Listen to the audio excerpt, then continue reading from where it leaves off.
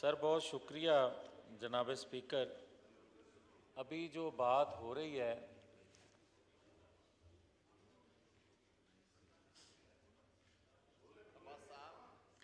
G order in the house. میری گزارش ہے جی کہ جو نون صاحب نے بات کی ہے وہ سارے ہاؤس کی آواز ہے، اور جو بات راجہ ریاض صاحب کہہ رہے ہیں اس پہ بھی پورے ہاؤس کا اگر کوئی ایک آدھ اس پہ اتفاق نہ کرے تو الگ بات ہے، مگر پورا ہاؤس اس پہ متفق ہے کہ آپ یہ دیکھیں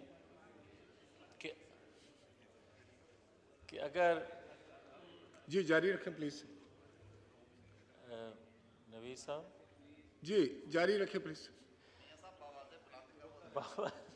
کوئی نہیں، یہ آپ مجھے ایڈریس کریں. آپ میں راجہ صاحب آپ کی خدمت میں گزارش یہ کرنا چاہتا ہوں جناب اسپیکر کہ 2-3 ہفتوں میں ایسی سازش بے نقاب ہو رہی ہے اور ایسے انکشافات ہو رہے ہیں کہ میں تو سمجھتا تھا کہ ان انکشافات کو دیکھتے ہوئے اداروں کے اندر ایک بھوچال، ایک طوفان برپا ہوگا کہ ہمارے اداروں پہ یہ جو الزامات ہیں یہ کیسے لگ گئے اور پاکستان جیسے ملک کو کتنا بدنام کیا جا رہا ہے. وہ احتساب کے لیے کوئی نہ کوئی راہ ڈھونڈ رہے ہوں گے، سخت احتساب کے لیے کہ آئندہ ایسا ہو نہ. مگر بڑی بدقسمتی ہے کہ بڑی ڈھٹائی سے وہ چہرے جو شرم کے مارے جو ہے وہ لوگوں کو چہرہ نہ اپنا دکھا سکتے، وہ ڈھٹائی سے ٹکٹیں بھی تقسیم کر رہے ہیں اور سہولت کاری کا رول بھی ادا کر رہے ہیں. تو اس کے ہوتے ہوئے آج میں سن رہا تھا اس جماعت کے جنرل سیکرٹری اس بل پہ جاوید لطیف سر میں وہی عرض کرنے لگا میں یہ عرض کرنا چاہتا ہوں کہ ان کے جنرل سیکرٹری جو ہیں وہ آج کہہ رہے تھے کہ وقت آ گیا ہے کہ جو الزامات لگا رہے ہیں عمران خان صاحب اور جو نوید صاحب ایک سیکنڈ اگر اجازت دیں سر، وہ کہہ رہے تھے کہ اگر آپ جو الزامات عمران خان لگا رہے ہیں آرمی چیف یا اداروں پہ، بہتر ہو کہ وقت آ گیا ہے وہ مل بیٹھیں ایک دوسرے کی غلط فہمیاں دور کر دیں.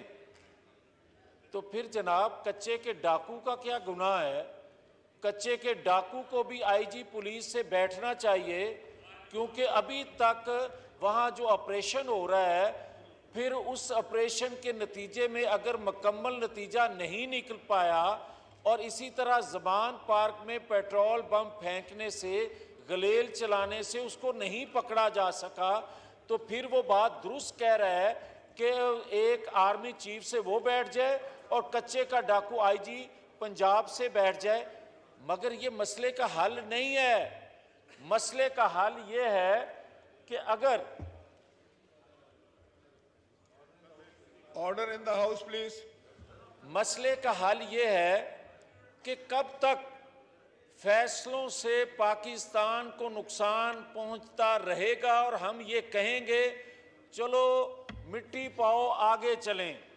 یہ مٹی پاؤ آگے چلنے سے کام نہیں بنے گا. آپ دیکھیں کہ ایک فیصلہ آیا، ذوالفقار علی بھٹو کو پھانسی پہ لٹکا دیا گیا اور پھر کہا گیا کیونکہ اب وہ واپس نہیں آ سکتے لہٰذا آگے چلیں. آپ نے دوسرے پرائم منسٹر کو تاحیات نااہل کر دیا، نواز شریف کو، اور آپ یہ کہہ رہے ہیں کیونکہ وہ فیصلہ آ چکا مٹی پاؤ آگے چلیں.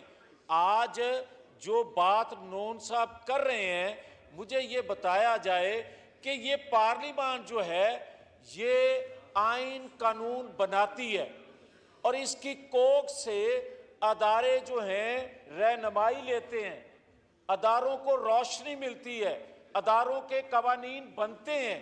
مجھے یہ بتایا جائے کہ اس ہاؤس کی اگر کوئی عزت نہیں ہے, اس ہاؤس کی کوئی اہمیت نہیں ہے, تو پھر اس ہاؤس سے بننے والے قوانین جو ہیں ان پر آپ یہ کہتے ہیں توہین عدالت, توہین فلاں ادارے کی ہو گئی, اور ہمیں تو کبھی بندوق والے پکڑ لیتے ہیں اور کبھی جو ہیں وہ ہتھوڑے والے پکڑ Thank you. لیتے ہیں.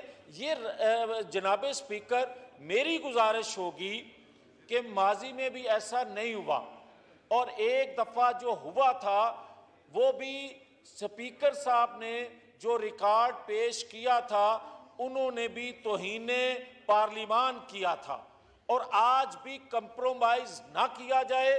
جو پارلیمان نے فیصلہ دے دیا ہے اسی کو, فیصلے کو مانتے ہوئے اسی پر بھی آپ بھی رولنگ دیں برائے مہربانی, ورنہ یہ کہیں کام رکے گا نہیں. ہوگا یہ کہ پھر پاکستان کے اندر جو آج 75 سالوں میں ہو رہا ہے, اور پھر ہم روتے ہیں کہ پاکستان کی تباہی و بربادی ہو گئی. آج سٹینڈ لیں, اس قوانین جو بنتے ہیں یہاں پہ ان پر آپ کسٹوڈین ہیں, آپ اگر اس پہ سٹینڈ نہیں لیں گے تو اس یہاں بل پاس جو ہوتے ہیں پھر وہ کون اس کا دفاع کرے گا. بہت شکریہ. محترم